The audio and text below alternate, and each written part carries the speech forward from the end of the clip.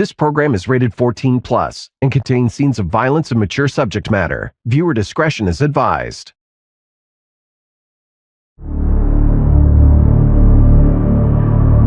She said, "I'll be home soon, Dad. I'm just leaving the party and I'm coming home." At 11 o'clock, if you didn't come back to the group home, you were automatically reported missing. I had this feeling that she's lying dead somewhere in a ditch. I don't know why, but it just came to me. It wasn't until the Monday when students started arriving at school that there was lots of chatter amongst the students. So it's like, okay, this is this crazy rumor that a 14-year-old's been murdered. The rumors about the attack is close to the bridge, so very, very close. On any given evening, you would find kids in and around the area, and they started talking to kids about whether they had been there the previous Friday night. Investigators are digging for clues under the Craig Flower Bridge, clues to reveal what happened 9 days ago when a 14-year-old girl was attacked along the banks of the Gorge Waterway. It was shocking to me how inconsequential those events seemed to be to so many of the kids that we talked to. Reena was very innocent, spontaneous, believing person, friendly. So sometimes these good qualities can go against you. Welcome to Crime Beat. I'm Anthony Robart. Tonight, on a clear, crisp November evening in Saanich, BC, a group of teens gathered near a bridge to hang out. What began as an ordinary night soon took a dark and sinister turn, culminating in an attack so brutal it shocked the world. Here now is Krista Dow with Rumors and Lies, the murder of Reena Virk.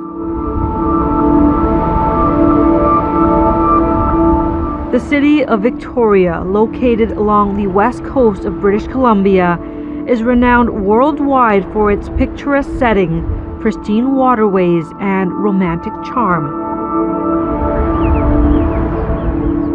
Just outside the capital, nestled along the shoreline, is the district of Saanich, a quaint and quiet community.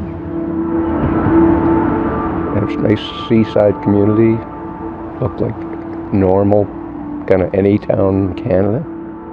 At the time, I would say Saanich was predominantly a bedroom community to downtown Victoria. If you're in Vancouver, Toronto, Montreal, there's no way you're going to be at a street coming into downtown and you don't see anything in terms of movement. There's no cars, there's no people. It's just a sleepy town. And Saanich was even more so. In the late 1990s, Saanich's population was just slightly over 100,000. The crime rate considered low. I had migrated here in '79 and life was pretty quiet. Population was small. People were still family oriented. Canada offered peaceful environment basically, and it was a good place to live. That same year, Manjeet Virk met and married Suman Palin.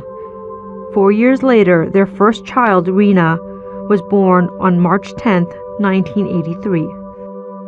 Reena, because Reena means queen in some cultures. So I like that name, I picked it. When she was born there, she had lots of hair, dark hair, and shriveled up little child. So I picked her up right away. Reena was the first child, so I had equal participation in raising her. She became so close to me, and everywhere I go, she wanted to be with me. Daddy's little girl. Reena's father says she was outgoing and a social butterfly. I wish George had a lot of happy wishes. This is video of her in happier times, attending a wedding. Up till about 10, 12, she was very bubbly, very close to me, but then 13, 14, she started to change. Then she was really mixed up. She didn't know where she belongs. Her father says she became self-conscious by the time she got to junior high. When she came into the puberty, I think her outlook changed a little bit because she got pimples and stuff, and when she was growing up, 13, 14, she got very conscious. And that's why other people bullied her. They wouldn't accept her, and that was very hard for her. We told her, don't worry about those kids there, just stay away. She was hungry for friendship and approval. That was the bottom line. That's why she was so desperate to go and make friends. In response, Reena did something very drastic.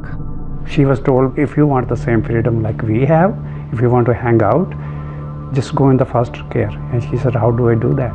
They said, just blame your dad for something. Either he's beating you or something, or he's molesting you. She met these girls who smoked and drank, and she found that attractive because her family were Jehovah's Witnesses.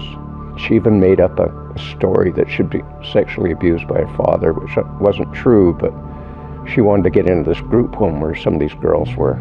They were fabricated only to join these girls who she wanted to be part of. After those allegations, Reena was placed into a youth group home where she'd been living on and off for the latter part of the year. The motivation was really heartbreaking because Reena really wanted to fit in with this crowd. So Reena, without thinking that it's going to hurt my dad, she didn't know what's going to happen. So she thought, oh really, then she'll get to stay with the foster care. They said, yeah, you will be like us. You'll have fun all night. She was trying to impress them, and she was a little bit out of step with them because, she grew up in this pretty strict parents, and no drinking, no smoking, no drugs, and living in a group home could pretty well do anything outside the group home, right? She didn't really fit in with these girls, but she wanted this peer group. For whatever reason, she wanted these girls to like her. Reena later recanted. The charges against her father were stayed by the Crown. She wrote a letter to, she was very apologetic to. After that, she realized what she put her dad through. I think what happened is she didn't quite figure out there that it's gonna become that serious one thing. She thought it's just, okay, go out and blame the dad there, she'll get the freedom. But later she was actually regretful, and she recanted it too. How much of that speaks to her wantingness to fit in, that she went to that extreme? She was hungry for approval and she wanted to be accepted by her peers. She couldn't figure out why they don't want her or like her. Could be little culture thing there, or maybe they thought she's from different country. Who knows what it was. More she wanted the friendship there, more they pushed her away. So when those girls invited Reena to a party, it was too enticing for her to turn down. On Friday, November 14th, 1997, they called her to join them. At the time, she was still living at the group home, but was visiting her parents and had planned to stay over that night. The call came around that time to 8:39, and she right away got so excited. They said, we are having a party here. She said, I'm just gonna go and just a little party and I'll be back. They wanted her out of the home. They were having a big dinner the night she left, and she just sort of left in a hurry, and they kind of weren't even sure where she was going. We didn't want her to go, but she said, oh, they're my friends, they're dad, don't worry, I'll be back soon. It's just something, intuition came there that she should not go. But she said, no, I really need to go, and it was a rush there. I wish I could have stopped her.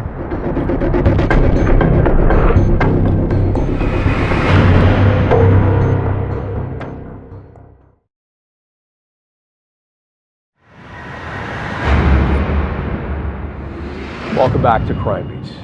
A troubled Reena Virk accepts a party invitation from her peers and heads out to meet them, despite her parents' objections.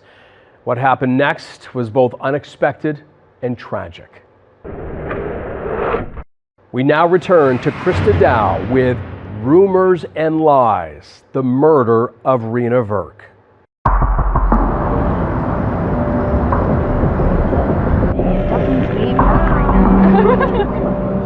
The Friday night party was seemingly short-lived, and around 10 p.m., Reena called home. She said, I'll be home soon, Dad. I'm just leaving the party and I'm coming home. But as the hours passed, there's no sign of the 14-year-old.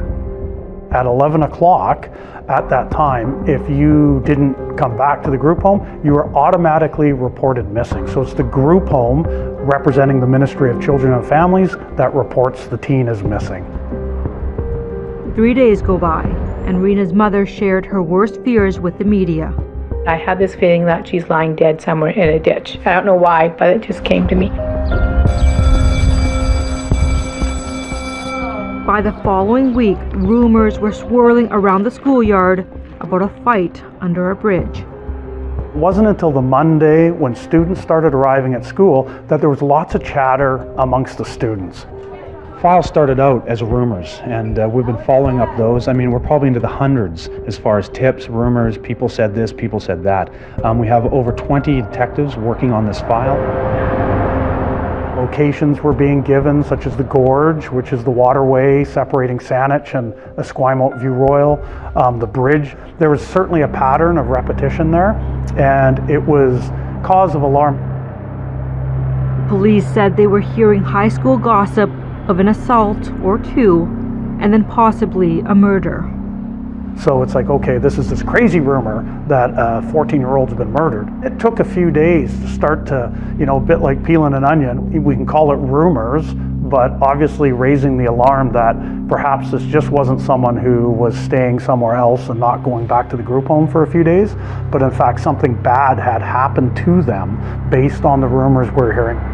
On any given evening, you would find kids in and around the area, and they started talking to kids about whether they had been there the previous Friday night, and those that said they had, they were brought back to the Saanich police station. Given the proximity and location of the rumored attack, a joint team of police officers and investigators from 3 police jurisdictions, Saanich, Esquimalt, and View Royal, were working together on the case. We got to a point in time where we actually interviewed someone who was present at the assault of Reena Virk, which took place under the bridge. A dive team was brought in to comb the Gorge waterway, along with members of the Saanich police on board a Canadian Coast Guard helicopter to search the inlet from the air. We're probably only 100 meters beyond the bridge, and looking down on the right side of the helicopter, there was a body floating in the water. And it was incredibly obvious, like the water was dark, there was a bit of a ripple on it, but there was no way if you were looking down that you would have missed this. And I was shocked. I got on the air and I said, hey, right side, right below us. Just 10 minutes later, and a major break in the case, a body had been found. It was so clear, it looked like the body was floating. It turned out it was just below, like maybe a foot below. Clearly obvious from the air, but not so from the shoreline. You wouldn't have noticed. How far was the body from where the rumors were about where the attack happened? The rumors about the attack is close to the bridge, so very, very close. You're looking at maybe 100 meters to the bridge and 100 meters more to where the body was located. Although we believe the body had been in the water for up to a week, hadn't really moved very far, had been there the whole time. A forensic examination is scheduled for Monday morning. It'll take place here in Victoria, but as of this time we do not have an exact cause of death, and the body has not been positively identified, and because of that we are not releasing the name. While investigators work below the bridge, people are placing bouquets of flowers on it. They may not know the name of the girl, but they're still mourning her death. Even from the helicopter, I believe the ethnicity was correct. And knowing the description of Reena, hair color, body weight, in my heart I knew it was her right away. The body was confirmed to be Reena and was recovered on November 22nd. Everything fell on my head, dark. I couldn't believe it, that she actually died. And then from then on the grief started. She had been in the water for 8 days. The whole thing was the big turning point in the investigation, right? Investigators are digging for clues under the Craigflower Bridge, clues to reveal what happened when a 14-year-old girl was attacked along the banks of the Gorge waterway. Over the course of the next 2 weeks, we probably interviewed 150 people. We were faced with almost every interview that we did initially was a potential suspect interview. So we had to treat it like that. How old were some of the kids? 14, 15 years old, most of them. It was shocking to me how inconsequential those events seemed to be to so many of the kids that we talked to. It didn't seem to faze them that someone that they knew had been murdered. They talked about the assaults matter-of-factly. I mean, some of the description of the assault was quite dramatic and quite graphic. Does that surprise you at all, that girls would be that violent? No. Nope. I'm surprised there was a guy with them. Usually it's just bitch fights. Saanich at the time averaged about 1 homicide per year. There's always disputes at high schools, and there's always sometimes, things that end up with some sort of violent fight on the school grounds. But by and large, there was nothing that was of a nature that would even begin to sort of hint towards what happened. Through dozens of witness interviews, police began to unravel the mystery surrounding the brutal attack on Reena Virk. Reena was very innocent, spontaneous, believing person, friendly. So sometimes these good qualities can go against you.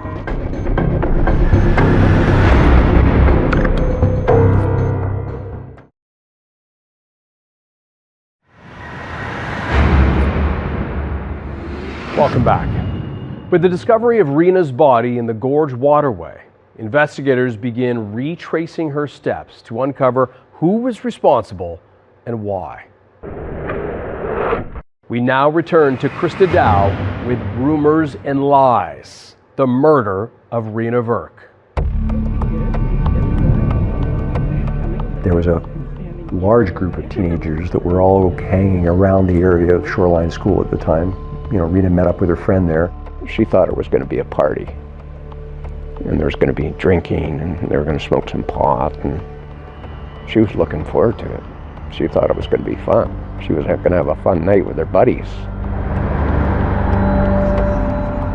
Despite Reena's reluctance, the group of teens eventually made their way from the school down to the Craigflower Bridge. She wanted to come home then, because when they were just kind of taking her arm to arm, and she said, okay, I'm not gonna go, it's okay, now I want to go home. And they just said, I saw a little bit more there, we'll have fun there. Turns out, in trying to fit in, Reena apparently had tried to start some trouble of her own. She had been spreading some rumors about one of the girls. Whether they were malicious or just in jest, I'm not sure, but I think that in that world, that was seen as being a serious slight, and they were going to seek retribution for that.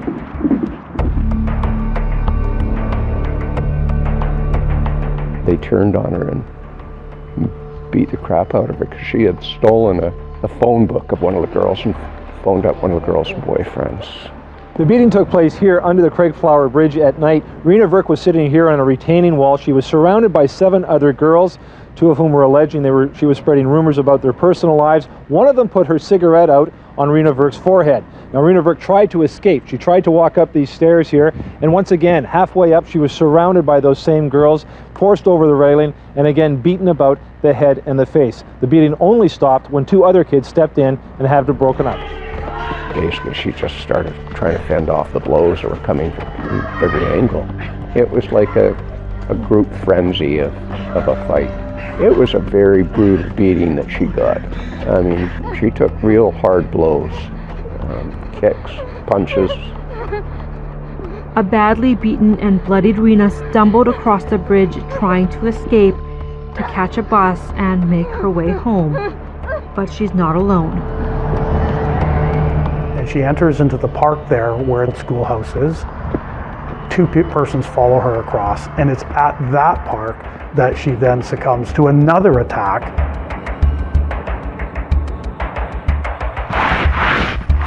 She was dragged out into the gorge and then stood on her while she drowned. They said there was 1 fight, there was 2 fights, and then they said he went into the water at the end, and he said then he got drowned. I couldn't believe it. Could not believe that. Investigators believed they knew who the two perpetrators were early on. The teens apparently not tight-lipped about what had happened. They weren't keeping their mouths shut. They were talking to their friends and to other people they knew about what they'd done. In Victoria, a teenage boy and 7 teenage girls are under arrest tonight following the murder of a 14-year-old girl. Police are providing little information other than saying they are beginning an astronomical investigation that could lead to the arrest of other teens. 6 girls were arrested for the initial assaults of Reena Virk. Because of their ages at the time, their names and identities were sealed under a publication ban. The 2 individuals identified as having followed Reena across the bridge and then brutally assaulted her in the park were charged with her murder. Their cases were elevated to adult court, which allowed their names and identities to be made public. 16-year-old Warren Glowatsky and 15-year-old Kelly Ellard were both charged with second-degree murder. It was shocking. It would be shocking in any community because you see kids all the time and you don't expect girls to act like that. They don't do that kind of violence to other girls. I mean, there might be a fight, but not a death, and that's what was shocking. We have a group of junior high students who potentially have murdered another, 14-year-old peer. Pretty shocking stuff. I mean, certainly nothing that I think we've ever dealt with before in Saanich. On February 9th, nearly 3 months after Reena's death, the trial for the 6 teens charged in the initial attack got underway. So the girls were hard-bitten, menacing, angry, intimidating, and we're talking about, 14, 15, 16-year-old girls, and none of them very big. I'll never forget the first court appearance of her classmates, girls, basically. But you could tell they were tough and they were detached from us. It was like we weren't even there. I'll never forget there was one, she was very, tiny. But I was actually intimidated by her because she just was let off this menacing air. And so did her classmates. And I thought, oh my God, these kids are in a completely different world. 3 teenage girls had pleaded guilty to assault causing bodily harm in the beating of Reena. 3 more now have been found guilty of the same charge. Their sentences range from 60 days conditional to 1 year in jail for their role in Reena's assault. Some of them seemed very upset, probably wishing they would have never got involved. I can remember some of them crying. I think they just felt horrible that things had ended the way it did. Reena's mother says the sentences are fair. She was angry at defense lawyers' suggestions the girls not serve any jail time. If you do a crime, you serve a sentence. In April 1999, nearly a year and a half after Reena's death, the lone male charged in the case went to trial. Warren Glowatsky pled not guilty to second-degree murder. One of the things I remember about the Warren Glowatsky trial is that his head barely came above the witness box, and we were kind of shocked about how small he looked and how young he looked and vulnerable. Do you remember his demeanor during the course of his trial? He was very nervous. The place was packed full of media. He wasn't the tough guy we expected. Didn't look like he'd be a fighter even. He really had no business being even kicking Reena. He had no reason to do it. He hardly knew her. Come on guys, let us have some privacy. We just wait for lunch. Sarita Hartley was Glowatsky's girlfriend. She told police at the time of the murder, the accused man referred to violent music, a song called 187, when talking about Virk. The music refers to a homicide. Testimony indicated Glowatsky said, "That's what happened to her," referring to Reena Virk. The Crown's case relied on statements made to police at the time of the murder, including from Warren's friends and his girlfriend. He admitted to her that he was involved. Yeah, and I think she felt really horrible testifying against him because she liked Warren, and she knew what a tough time he was having in life. You know, his parents had both moved away and left him sort of to fend for himself. Basically, he had bragged about it, trying to be the tough guy, right? Kind of false bravado it came across as, but kind of a desperation to be accepted by some other kids, much like Reena, right? Warren Glowatsky testified in his defense and pointed the finger at Kelly Ellard, his co-accused in the murder, saying she was the one responsible for Reena's death. He blamed Kelly for going after Reena, going, let's go across the bridge, give her another beating. And Kelly banged her head against a tree and then said she basically was unconscious, and Kelly said, help me drag her in the water, and Warren helped her drag her in the water, and he said, Kelly held Reena's head underwater while she smoked a cigarette, and it was just the most heartless image. Reena sustained at least 12 blows to the face and head from kicks and punches. A pathologist testified she was so violently assaulted she possibly could have died from those injuries. Her actual cause of death was drowning. I always remember this one little scene where the pathologist came and she had this little evidence bag she emptied out in her hand, and the prosecutor said, what is that? She goes, it's 16 pebbles from the ocean floor. And he said, what does that represent? And she said, that was her final breath of life.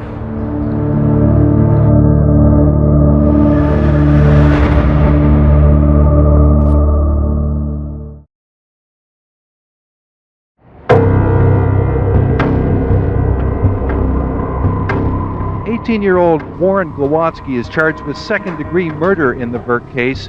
14-year-old Reena Virk's badly beaten body was dumped into a Victoria waterway where she drowned in November 1997.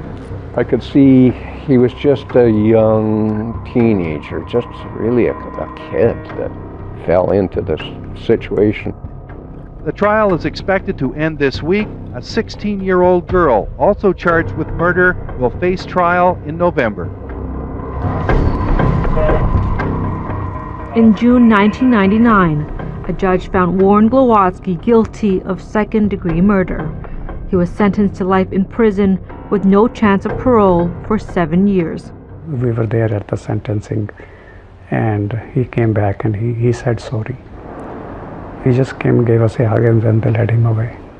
I think she was the mastermind, and he was stupid enough to just follow her for some reason. That alleged mastermind was Kelly Ellard, the person police believe ultimately ended Reena's life.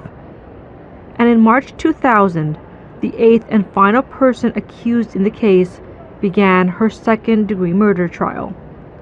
Kelly always looked scowling, looked like she was angry all the time.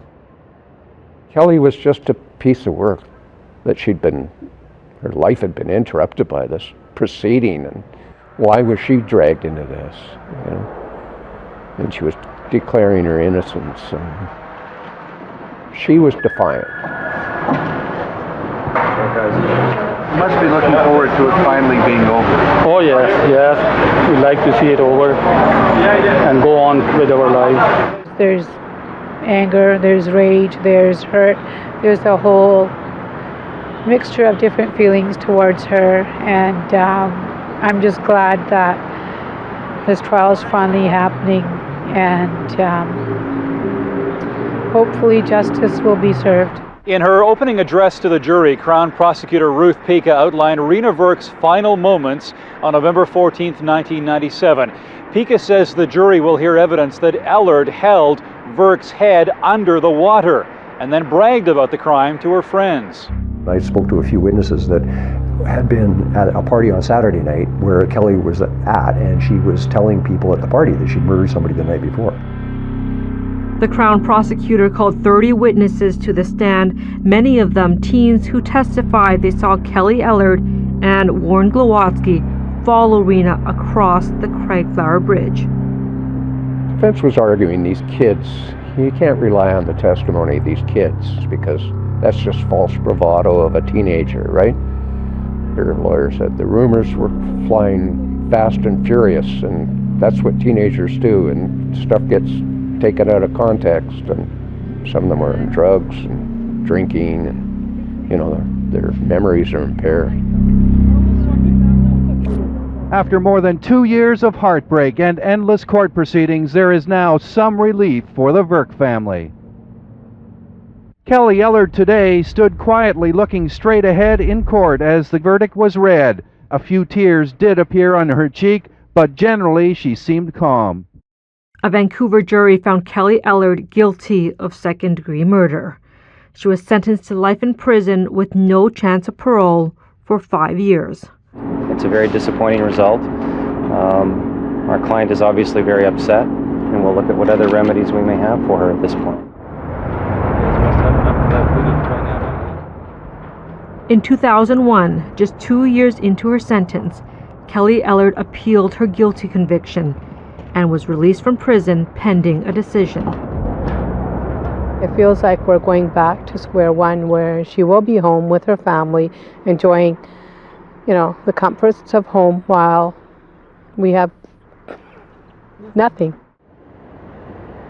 While out on bail, Kelly Ellard was arrested and charged with assault in the beating of a 58-year-old woman at a New Westminster park. Her bail was revoked and she was back behind bars. That assault charge was later stayed. The bullying is not going to stop. They aren't getting the message. You can bully somebody and kill them and still go home, and your parents are going to take care of you. It's okay with mom and dad. You can do these horrible crimes, and they're going to pay money to a big lawyer to help their little girl get out of trouble. We're no different than any other family. Kelly convinced the appeal court that there was some impropriety in questioning and won a new trial. So the new trial was the same witnesses all over again, the same people. A second trial for Kelly Ellard began in June 2004. This time, Kelly's co-accused and the Crown's star witness, Warren Glowatsky, testified. Warren had refused to take the stand during her first trial, saying it wasn't in his interest because it could jeopardize his appeal. He also said he was fearful for his life. When asked today by the Crown why now, Glowatsky said, quote, "I feel I have an obligation to the Virk family to tell the truth. But the defense said this has nothing to do with the truth and everything to do with Glowatsky's parole opportunities." Glowatsky testified he was watching from the shore when Ellard waded waist deep into the water and drowned Virk. The convicted killer told a packed courtroom he's not lying anymore as he points the finger at co-accused Kelly Ellard. I appreciate that you've been through a difficult ordeal. This has not been pleasant for any of us. I feel sorry for you, George.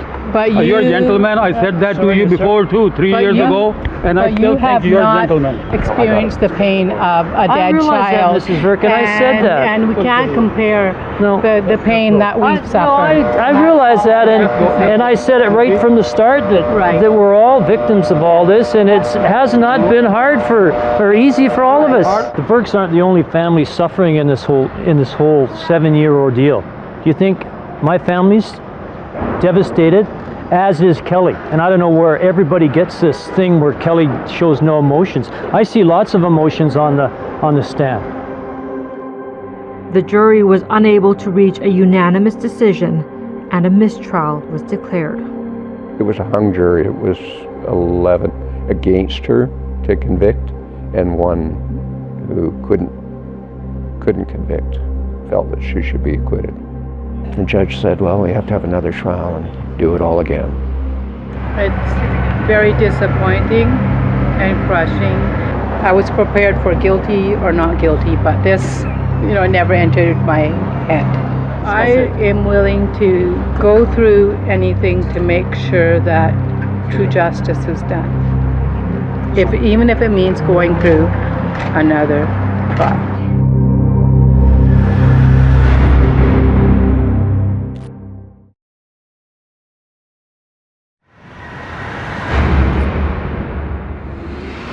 Welcome back. The final teen charged in the devastating murder of Reena Virk is back in court for a third time. Crown prosecutors are determined to convince the jury once again that she was the ringleader behind the tragedy.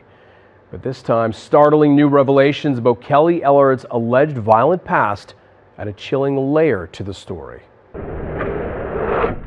We now return to the conclusion of Rumors and Lies, the murder of Reena Virk. In April 2005, Kelly Ellard's third trial got underway. No, we don't have nothing to say. By now, patience was wearing very thin. Ellard's family has been at the trial every single day, and throughout it all, remained convinced she is not the murderer. Do you still support her? Of course I support her, just as we have been for almost 8 years. The trial lasted 5 weeks. The prosecution called the same slate of witnesses, teens who testified they saw Kelly Ellard before or after the brutal attack, including the Crown's key witness, Warren Glowatsky. He, once again, blamed Kelly. The defense argued some of the teens' memories lapsed, suggesting they were reconstructed over time. For this Victoria family, the parents of Reena Virk, it's finally over. After 3 trials, 7.5 years, they have justice in the bullying murder of their daughter. The killer, Kelly Ellard, is guilty of Reena's second-degree murder. When the verdict came in, Kelly Ellard didn't move. She didn't even flinch. Her mother and father sat there stone-faced in disbelief. The Virk family cried tears of joy. For both families, it's been 7.5 years of hell. There is no victory here today. There are no winners. We are all losers. I lost a child. My parents lost a grandchild. And the Ellards lost their daughter as well on November 14th, 97. None of our lives will ever be the same again. At her sentencing hearing, the court heard new details about Kelly Ellard's alleged violent history, including allegations of a previous swarming attack. They are trying to paint a picture of Ellard as a hardened criminal with a violent past. But the most explosive words came from Ellard's grade 8 home ec teacher. Colleen Calderwood testified she saw Ellard hold a chef's knife to another student's throat. Ellard was just 13. Calderwood testified Ellard had, quote, serious, genuine, and violent intent. The Crown is also planning to introduce these 2 disturbing pictures as evidence. One of the drawings by Ellard depicts a violent bank robbery. The other shows flames coming out of a woman's head and says someone is going to die. According to former RCMP Staff Sergeant Bruce Brown, the details of this picture actually happened to a classmate of Ellard's just 3.5 months before Virk's death. The girl was swarmed and kicked up to 20 times. Her hair was also set on fire. Ellard and 2 other girls were charged in this incident, but the charges against Ellard were eventually stayed. I'm glad it'll be over, and I can see that finally the justice has been served. And if I wished, I hope she was locked up forever. This time, Kelly Ellard was sentenced to life in prison with no chance of parole for 7 years.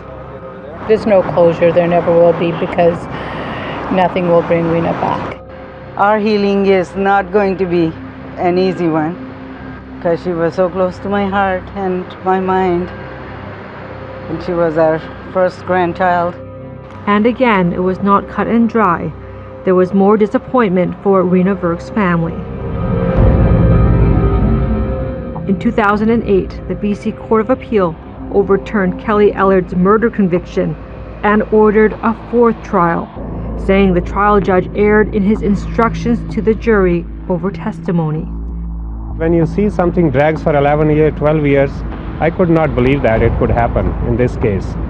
I could call it a legal system, because it covers a whole big umbrella. But justice system, when you use the word justice, well, we all have to stop and think, is it really being served? The Crown challenged that ruling, and the following year, the case reached Canada's highest court. Remember that there was a trial of the 6 teenage girls involved in the initial swarming. There were prelims for Glowatsky and the respondent. There was a trial for Glowatsky, and there have been 3 trials for Ellard. The Supreme Court of Canada reinstated the second-degree murder conviction. The decision ended an almost 12-year legal saga. She should have learned a lesson there, and the sad thing is that she never learned anything. She's still agitated till the end. As for Warren Glowatsky, he was granted day parole a few years earlier in 2007. They based their decision on a couple of factors. One was that he had a very strong understanding of why he committed the crimes that he did. Glowatsky says he deeply regrets what he did to Virk. Reena's parents travel from Vancouver Island to attend the hearing and support the young man convicted of murdering their daughter. You lost your daughter to him. I know, that's the hard part. It was difficult, but then you have to move on from that aspect. And when somebody is remorseful and they turn around and they convince you that they are really repentant, then what are you going to do? Hold the grudge for life against them? In 2010, Warren Glowatsky was granted full parole. A psychology report noted that he had no personality characteristics for future violence and appeared to be committed to giving back to the community. Other factors, that he demonstrated remorse and accepted responsibility. It's at odds with Kelly Ellard, who for many years claimed her innocence. With the parole system, unless you admit your responsibility, you don't get out. We're not too far away here. And 19 years after Reena Virk's brutal killing, for the first time, Kelly Ellard had taken responsibility for her murder. She admitted that if she hadn't participated in the attack, Reena would probably be alive today. I think she agreed that she helped drag Reena's body into the water. Reena's death was one of the first high-profile murder cases in Canada involving teen girls. It wasn't just about the murder of Reena. It became about youth violence in general. It became about the state of violence in the city of Victoria and in Saanich. So it took on this whole persona, Well, I think it was a wake-up call because it was girls. This felt like it was bigger, that it was unusual, that it was spreading. I think it's also helped that this is no longer thought of as just bullying, that it changed the perspective from bullying to assault and to murder. These are huge problems where people are getting hurt, assaulted, and in this case murdered. So things can be very dangerous at this age, and prevention is badly needed. Since Reena Virk's death, her parents have been vocal advocates against violence and bullying. The fact that Reena's parents were so available to talk and to talk about Reena, and their message was one of healing and forgiveness rather than anger and vengeance. We just basically thought there, let's put our energies into educating now other kids in other schools. Her legacy is that I think she has become now a figure there in the world of schools, young people, police, everybody knows her name. And we sincerely hope that people have learned from that tragedy. She gave up her body to that horrible incident, and I just don't want any other child to go through that. She wanted to be a nurse. That was her dream when she grows up. She never got to live her dreams.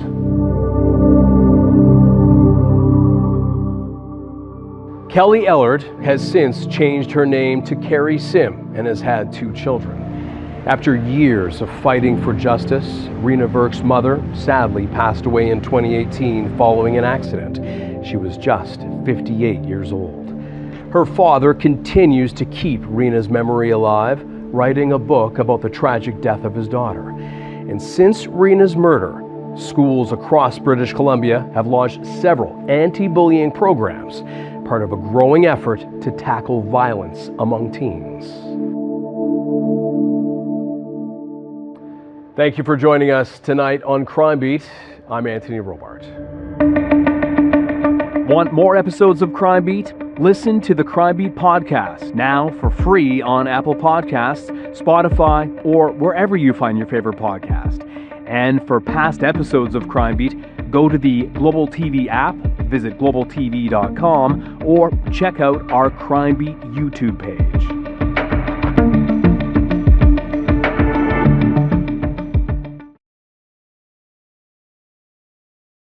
This program is rated 14+ and contains scenes of violence and mature subject matter. Viewer discretion is advised. Our call started around 8:30 a.m. and then just as she says he just left, somebody walks back into the house and she starts yelling, "Get the f*** out of my house, get the f*** out of my house." And the phone just dropped. I look everywhere, and then I saw she's laying downstairs, and then there's blood all over the floor. Forensic pathologists mentioned that she had been hit with dumbbell at least twice. There was noticeable tread from what appeared to be a Timberland boot on the floor that was left inside the pool of blood. We need to identify who this person is. Is this a person that harmed Marie and ultimately killed Marie? One of the heartbreaking things was that those two young children would have been there whenever their mother was being murdered. Good evening and welcome to Crime Beat. I'm Anthony Robart. When Ottawa police respond to a call at a townhouse in the city's South End, what they discover reveals a scene of unimaginable brutality. The victim, 24-year-old Marie Gabriel, a young mother of two. But who would want her dead? As investigators would soon learn, Marie didn't spend her final moments with just her killer. Here now is Final Call, the murder of Marie Gabriel. Hi there, it's 911. Do you need the police, the fire, the paramedics? Yes, I just bring my kid here for the mom. On Monday, March 28, 2022, the Ottawa police received a 911 call. I look everywhere, and then when I look downstairs, I saw she's laying downstairs, and then there's blood all over the floor. I want you to go down there right now and try to wake her up. The caller was Mr. Jean Fénelon, who reported that he attended his partner's residence, Marie Gabriel, with his two kids that he was to drop off. And upon entering the house, he could not find his partner. Mary, she's not moving. She's not moving. Is she breathing? No, there's nothing at all. And she's not breathing. She's not breathing. Okay, so real quick here, with my help, would you like to start CPR? Yeah, I can try that. Just I'm with my two kids, so they keep coming downstairs. I don't want them to see it, so. Okay, I understand, but we really need to try right now because every second counts, okay? There's actually blood everywhere now. There's blood? Where is the blood coming from? From her head, and then there's black blood on the ground. I understand this is difficult, but you really need to push as hard and as fast as you can. Yeah, I'm doing that. She's Okay. not moving or nothing. She's not moving. I understand. Is there any response from her at all? No, nothing at all. Nothing? Okay. It's just like somebody smashed her head or something. I arrive at the scene. Uniform officers are already at the scene. Paramedics are also now on scene. Nothing stood out at that location, that neighborhood I'm familiar with. They direct us to the unit in question where the victim, Marie, was located. Marie Gabriel was found deceased on her back with trauma to her face and a bloody 30-pound iron cast dumbbell beside her head. The scene was a very gruesome scene. There was a lot of blood. There was a lot of blood spatters. There was also a lot of footprints. Marie Gabriel was found barefoot, so there was a lot of her footprints within the scene and some drag marks. And those footprints led to the stairwells, and they stop at the stairwells, and the drag marks leads further in the basement towards her last resting place. It was obvious by the footprints and the drag marks that Marie-Gabrielle tried to get away from her attacker. We were aware that the 911 caller was present, and part of our role is to interview that person to get as much information as we can about what transpired. I speak to Jean, identify myself as an investigator.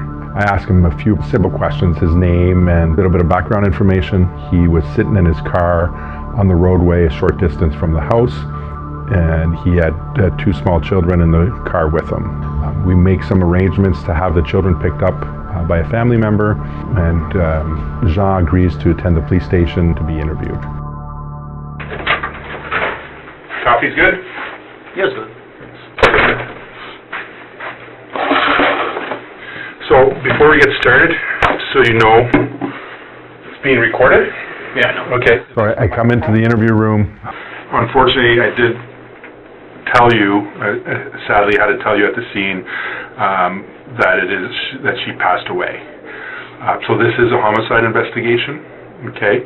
This is still early, well, mid-morning at this point.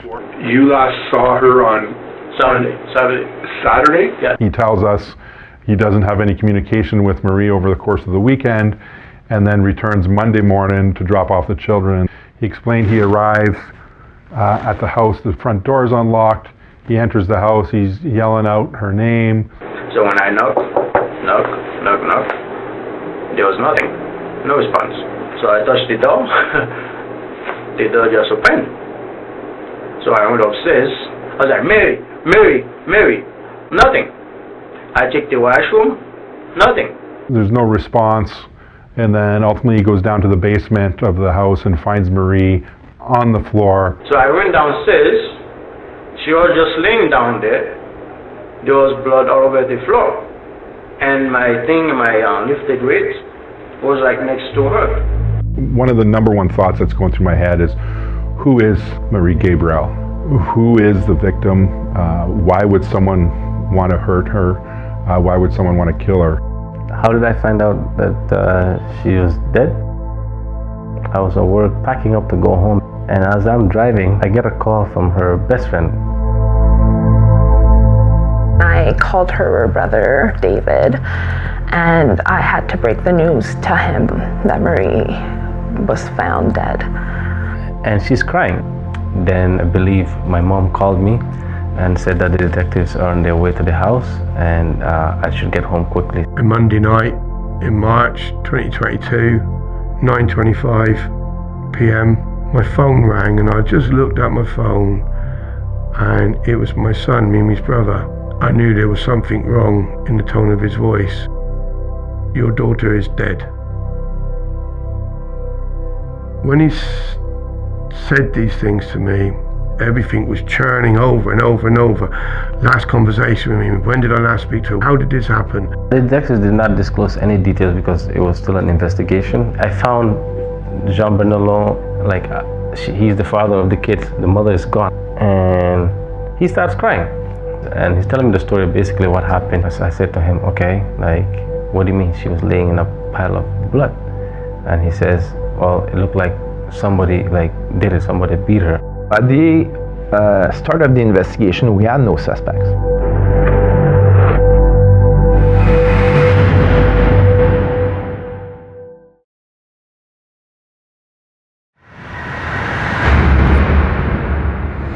Welcome back to Crime Beat. The murder of Ottawa's Marie-Gabrielle was reported by her on-again, off-again partner, Jean Fenelon. Jean told police he had come home to a horrifying scene. Marie beaten to death in their basement. Now, detectives were left with one critical question. Who would want the mother of 2 young children dead? We now return to Final Call, the murder of Marie-Gabrielle. She's my younger sister. We were close, we grew up together. I call her Marie or Nini, and my father calls her Mimi. As a young child, she was always wanting to be outside the house and playing in the sand, playing in the dirt. We grew up together in Gambia, and we came to Canada, Ottawa, in 2007. And her mum had met somebody else. I eventually moved back to the UK. So eventually for them to get in touch with me, it was like having children all over again, even though they were mini adults. We were in middle school when we met. She was very lively. She loved to laugh.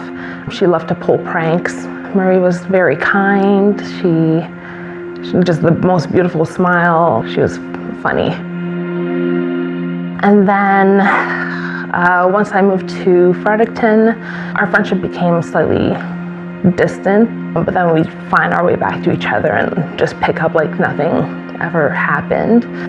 Yeah, she just became a rock to lean on, and I became a rock for her to lean on too. Yeah.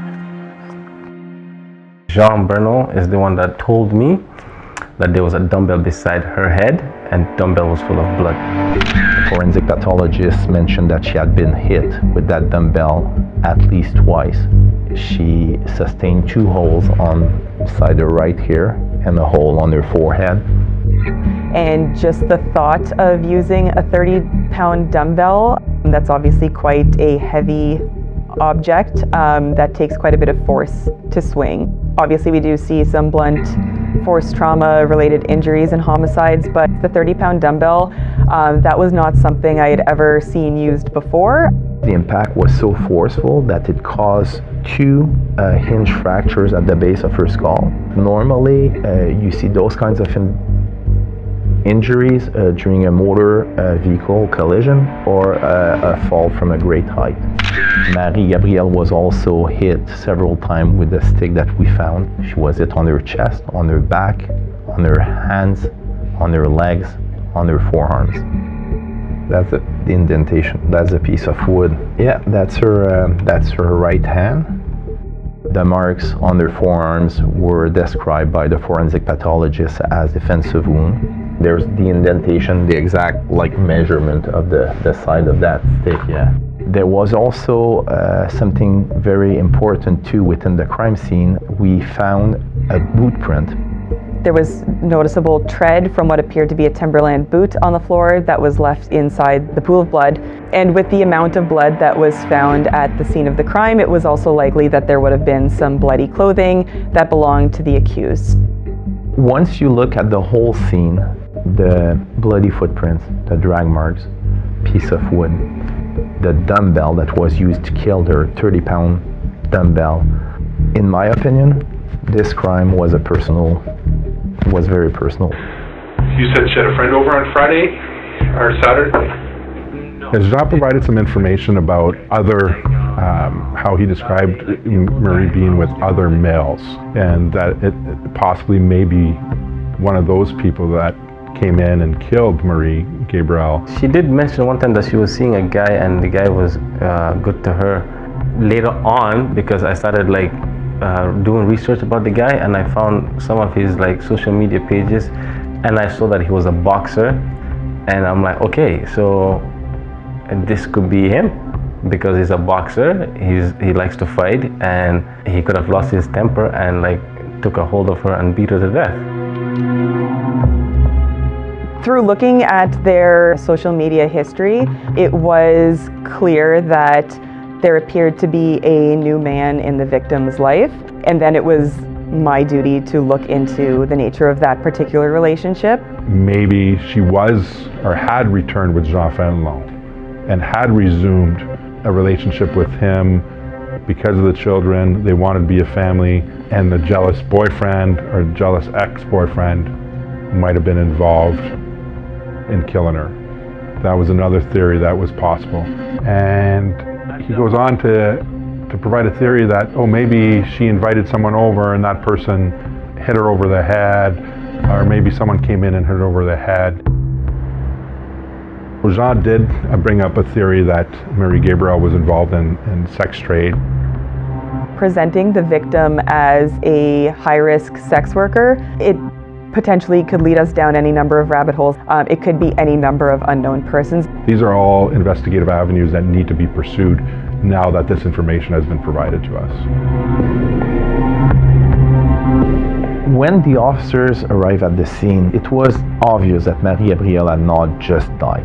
The pool of blood around her head was darker, the blood was darker, and it was dried up. She was killed a few days ago. It had actually very likely happened a couple days before. In looking at Marie Gabriel's cell phone billing records, it was clear that there were no more outgoing communications after about 11:50 a.m. on March 26th. So that suggests to me that that she's no longer using the phone. Either she is deceased at this point or the phone has been taken from her. I have all those kids here. I thought it was going to help me to put them to sleep, you know? He's like, well, I'm going out. Raphael describes the weekend prior to Marie's death as he had spent some time with Marie. They were together during the evening. They had the children with them. And then he describes a vehicle picking Marie up. We need to identify who this person is. Is this a person that is a friend with Marie? Is this a person that harmed Marie and ultimately killed Marie? She came back in the morning. She came back to me upstairs. Jean talks about Marie returning home and then that Marie called her friend. She went back downstairs. She was on her phone the whole time. This is a new person that we need to follow up with. This is someone that's going to also help us with the timeline. The little girl of my brother This is now a new witness. was laying on my chest. I was like feeding her, giving her milk, you know.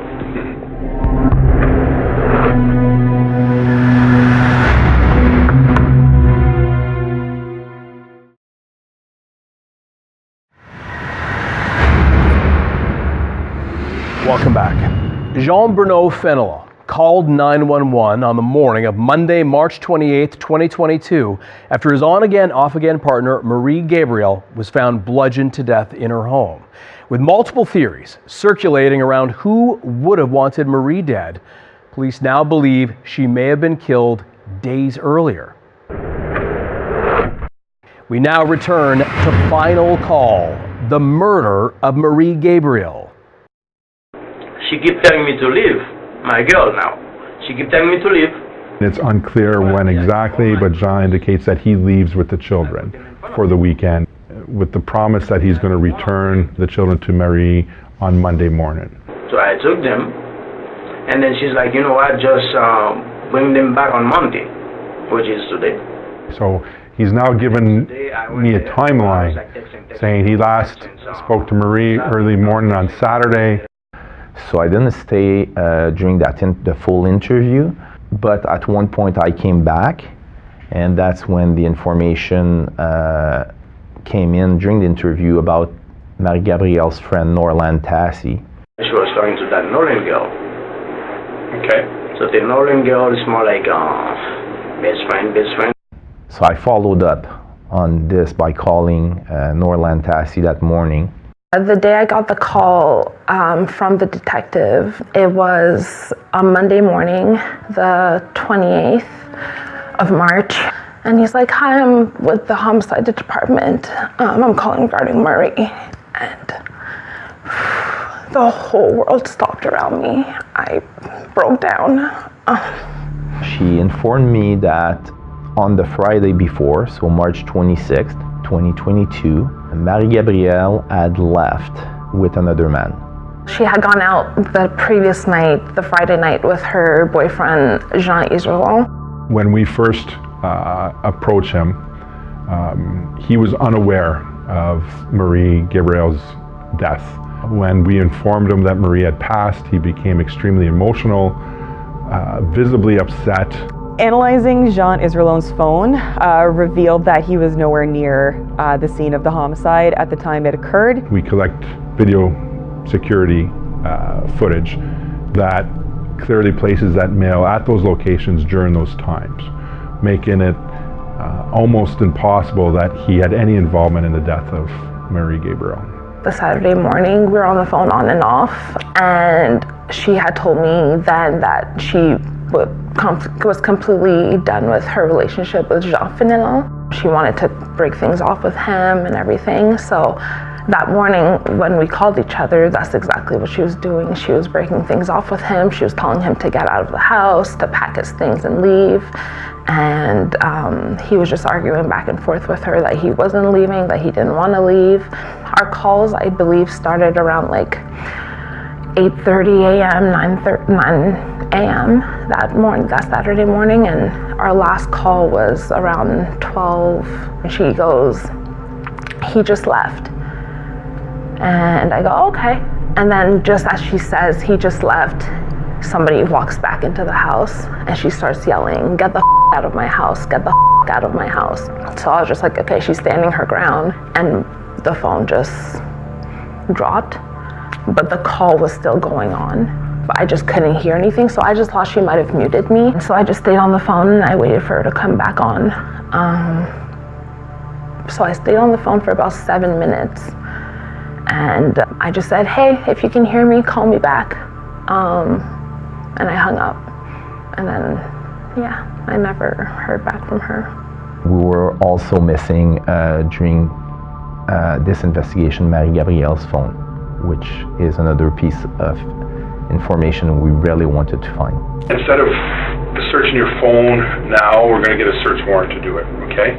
Just because it's a criminal investigation. We're also going to seize your vehicle. And I'm not saying that you're involved. We just have to cover all bases, okay?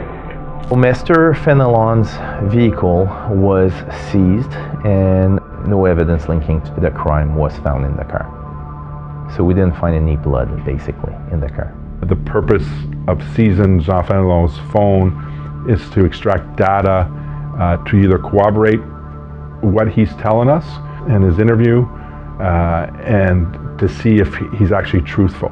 Because he speaks about sending text messages, phone calls with Marie-Gabrielle, being at certain locations. We wanted to confirm that.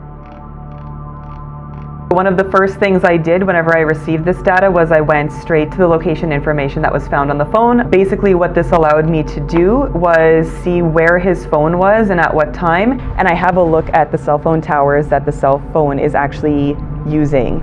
So some inconsistencies from Mr. Fenelon's police interview in the sequence of events. Mr. Fenelon said in his original statement that once he left, he went straight to his mother's place and he stayed there the whole day. Well, GPS data location on his phone shows that from the Edrington address, he went to his mother's address, but 20 minutes later, he went to Petrie Island in Orleans, and he stayed there for almost 15 minutes.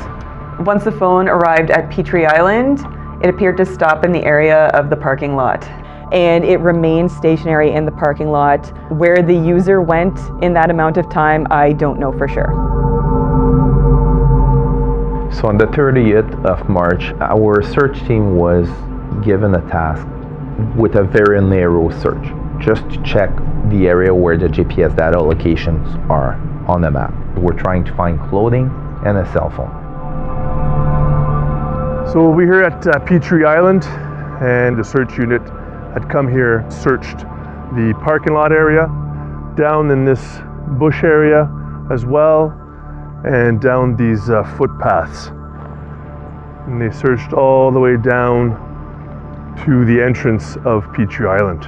Ultimately, we were looking for, and the main piece of evidence was her cell phone, but unfortunately at the time they weren't able to find anything.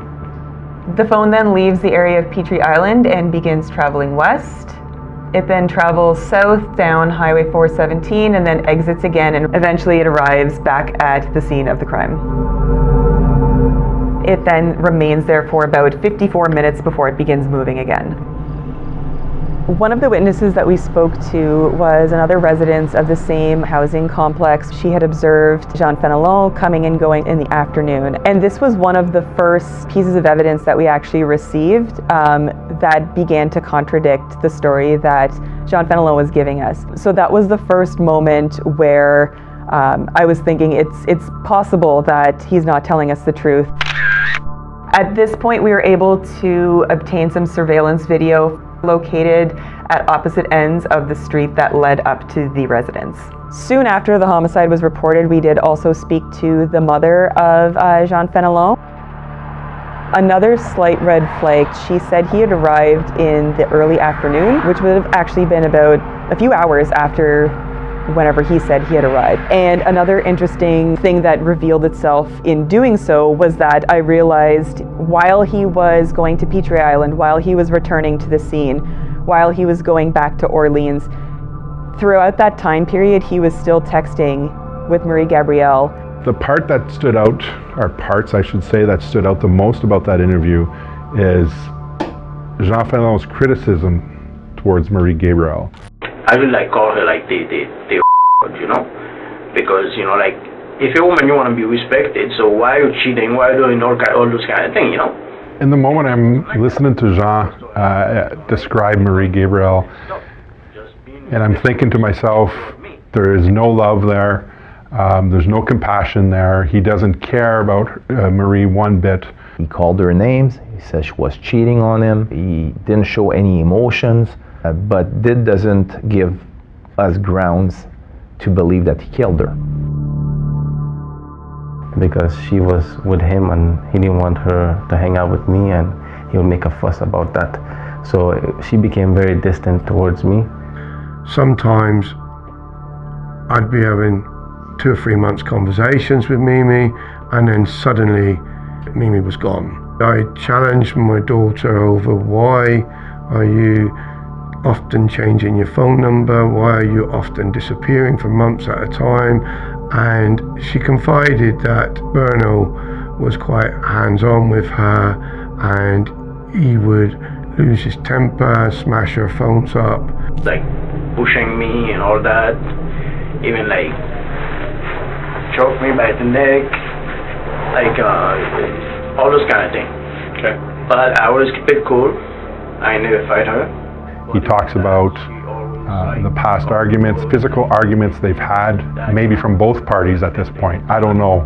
There was something there that wasn't added up. Like either they're living together and they're jointly involved in raising the children, or they're separated and they have some sort of separation agreement and child custody agreement. And he described the situations as being merged, which didn't make sense to me.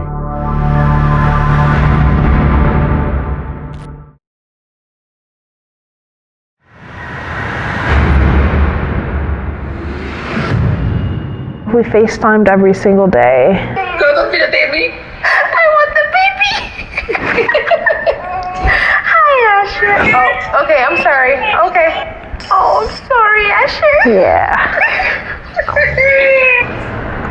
These are the text messages from the Friday night, so Friday the 25th at 11:30. I text Marie and I say, "Where are you? Berno is freaking out." And Marie responds, "F Berno." Berno said he wants to cut my legs off. She then proceeded to text me Saturday morning at 4:49 a.m. She said, "Hey sis, I'm home. I can't do it anymore. And I'm literally here crying while texting you. I don't want any one of them. I'll stay by myself and raise my children and just do me." Later that morning on March 26th, Marie is again texting Jean Israelon about Jean Fenelon and how he's refusing to leave the residence. The text messages she sends at 10:24 a.m. read, "I need help. This guy don't want to leave the house. This guy wants to fight me. He wanted to put his hands on me. He's fighting me right now." I should have been like, "Hey, maybe I should call the cops to go check in on her." I heard a faint voice and I could recognize that it was his, but I didn't hear what he said. I didn't hear a threat or anything. She tried to reach her the following days by calls and text messages with negative result. I do believe that the homicide would have taken place probably very close in time to when that phone call with Norland was cut off and she wasn't able to reach her again. Based on the fact that Mr. Fenelon had failed to provide us with the information that he went to Petrie Island, and he also failed to tell us that he returned to the scene, which to me are two big mistakes he made. Compiling all this information, I was satisfied that we had enough grounds to arrest Mr. Fenelon for murder. So he came in on his own. On the alert that would return his car, then we arrested him. Until I arrest someone, I don't have a motive, right? I don't know a motive. Well, sir. Well, how are you? I'm good. You? I'm very good, thanks. Nice to meet you. This is March 30th, 2022. This is my first time meeting Mr. Fenlon. He had been arrested a few hours before. I want to establish cooperation. What did I do? Mm-hmm. Huh? Yeah. What did I do? That's a good question. Exactly. Yeah. So why I'm here? Like I'm here because I called the police like, oh, I found my girlfriend laying on the ground dead. You find that to be unfair? It is very unfair. I decided to do what's called a reenactment. Tell me exactly the words she used. She's like, get out of my house. Okay. Get out of my house. This is what she said. She pushed me, get out of my house. So I get out. I went inside the car again. I was just sitting there. And then she kept dropping bags one by one outside. So what I'm trying to do is basically, let's bring him back to the actual scene. Let's bring him back to that actual day. Like this. Okay, so kind of show me how she was doing it. Like, yeah, like go ahead, without hurting me, but, kind of show me.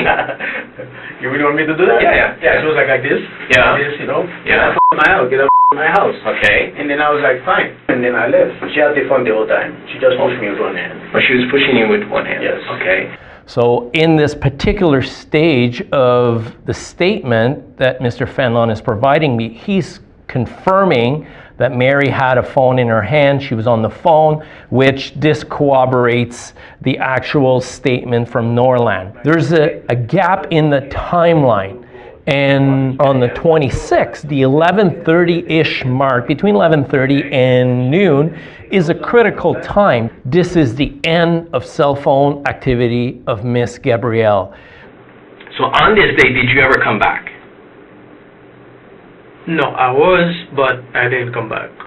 Okay. I didn't get inside the place, so. Because initially you said you stayed at your mom the entire day and you were there all day. Okay. Now, sometimes, people think about things after the fact, okay? Do you remember returning here on the Saturday? I don't think I did. Oh yeah, I left with 2 kids. I left with 2 kids, and then I came back for my 2 other kids. The first was my brother kids. Yeah. And then after that was my 2 kids. We didn't there was no agreement saying bad things to each other, no. So the original timeline provided by him, he leaves at the 11:30-ish mark, and then he never returns up until the Monday morning when he discovers her body. This is a major blow to the actual timeline. He brings us back to the actual house about an hour-ish after when you originally left, when there is that altercation. Based on the evidence that we've gathered here so far, all right, we know who killed and caused the death of Mary. Okay? Well, that's on me. And that was you. That was me. That was you. I didn't kill Mary.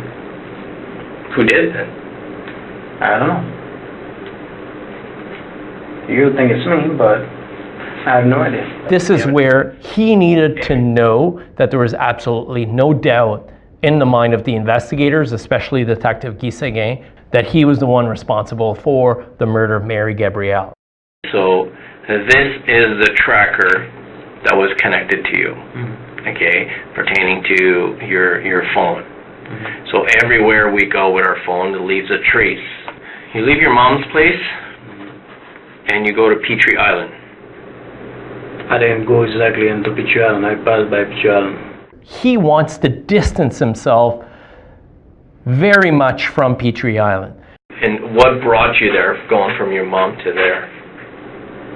Well, maybe to clear up my head. Or what evidence are they going to find in that vicinity, even in the water? There's no knife, there's nothing. Well, I'm not talking about knives or any item whatsoever that will be connected to either you or Mary. I don't think there's anything.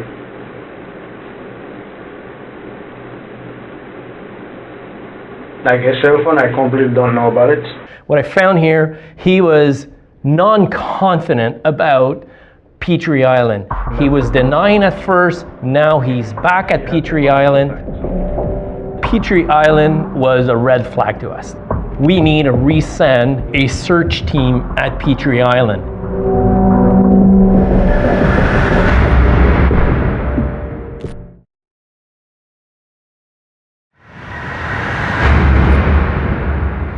Welcome back.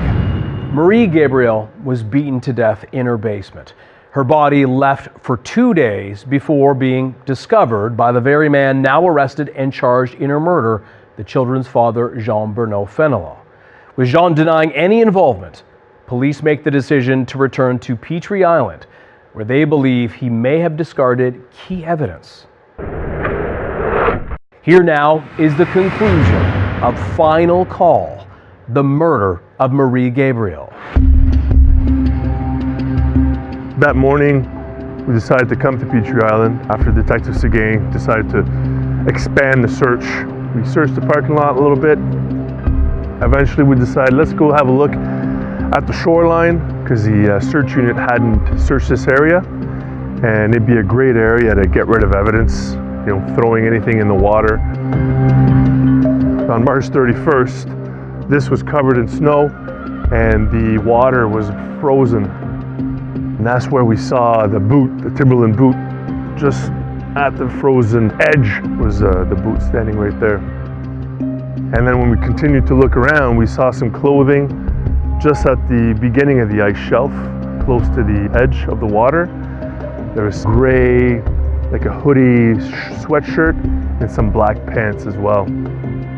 During that time, another investigator located the other boot on the beach just a little bit further down. Ultimately, we couldn't find her cell phone.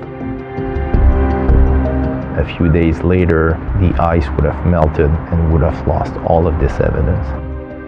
And eventually we sent both boots and the clothing to the Center of Forensic Science to be analyzed for DNA. Marie Gabriel's blood was found on all 4 items. The inside back collar of the shirt was swabbed and it returned to be Mr. Fenelon's DNA. As for the boots were covered with blood spatter and it returned to Mr. Fenelon's DNA.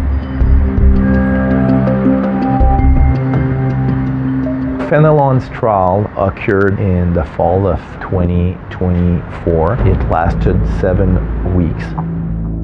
I did testify at the trial. One of the tricky things in files like this is that the suspect resides at this address. You expect to find his DNA. In this case, the location information was so important that I knew I had to go up there and do a good job to ensure that justice was going to be served in this case.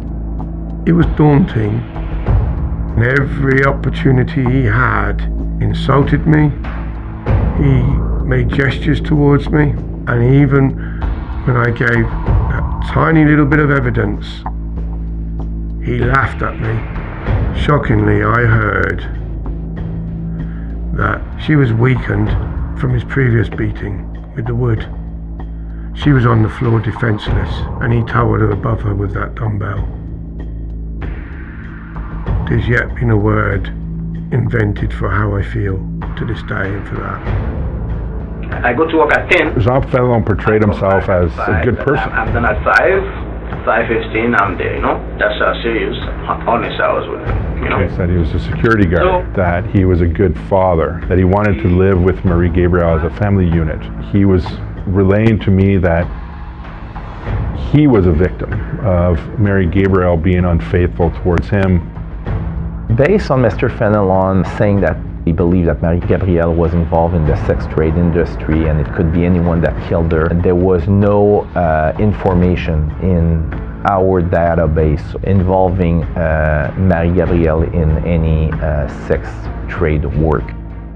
In my mind, listening to him describe Marie that way, he was trying to justify, in a sense, her death.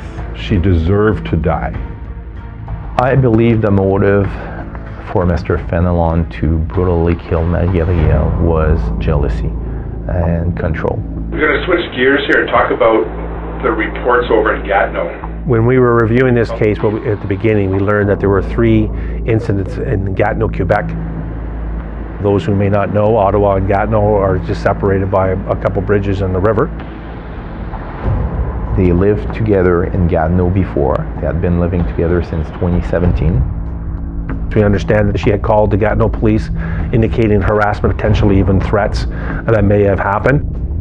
She called the police. She said, I'm like harassing her. I'm not harassing her because I'm calling for my kid. I want to know if they're okay or not. In November, she reached out to social services and she moved from Gatineau to a shelter, a hotel in downtown Ottawa. And the next day, he called the Gatineau police to report that she left with his children and he's concerned for the safety of his children. As a result, the Gatineau police officer reached out to Marie-Gabrielle by phone. She said, no, I left with the kids because he threatened to cut my throat and he says he has a million ways to kill me. The officer asked her if she could attend the police station in Gatineau to file a report, and Marie-Gabrielle never went to police to file a formal complaint. I remember getting a text message from Mimi telling me that it may be her last text.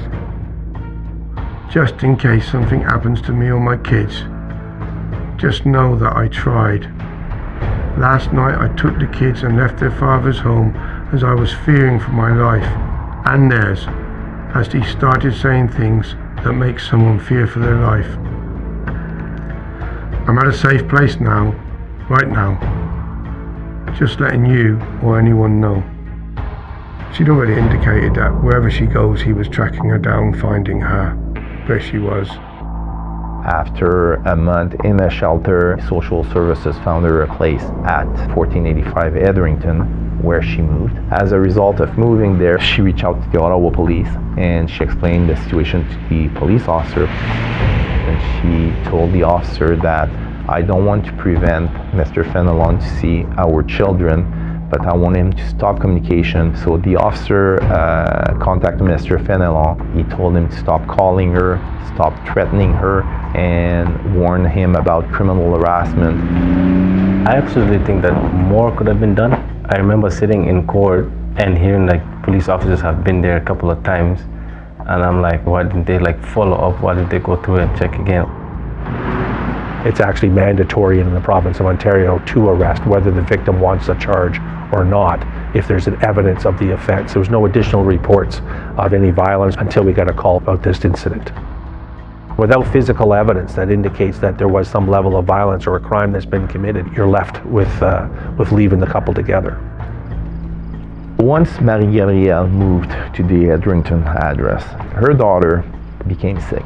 So based on this, Marie-Gabrielle allowed Mr. Fenelon to move with her at the Etherington address in January 2022.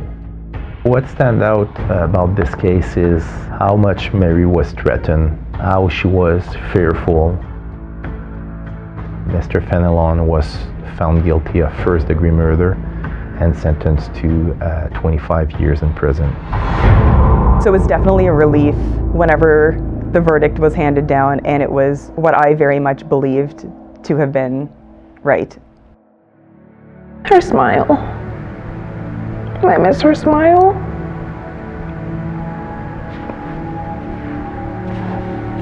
Her laugh, her voice. There's many things to miss about Marie.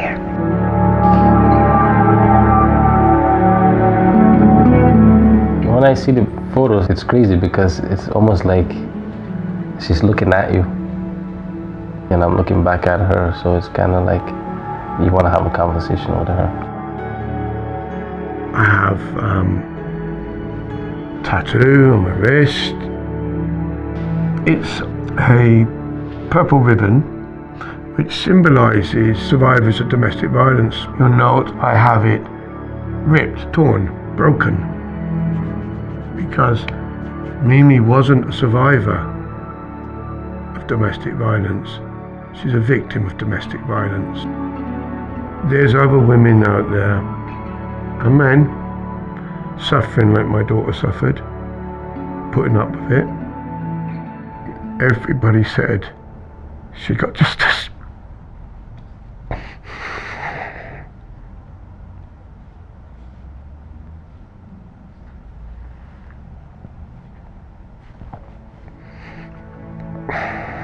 Yeah, 25 years ain't enough. Nowhere near enough. But it's what your laws call justice. And I'll accept that. On her behalf.